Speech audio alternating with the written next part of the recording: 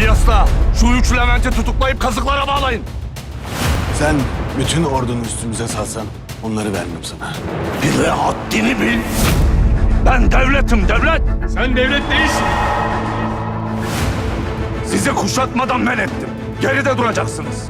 Kale nasıl fethedilirmiş hepiniz göreceksiniz. Uçun! Yardım etmek gerek. Defolup gidin ordugahımdan. Hiçbir yere gitmiyoruz. Haydi yiğitler!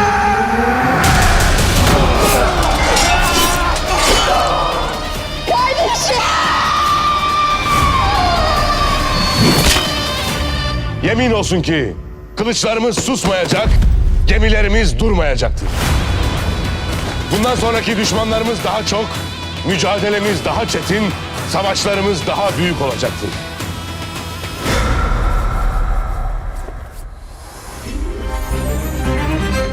Barbaroslar Akdeniz'in Kılıcı, Perşembe günü TRT 1'de.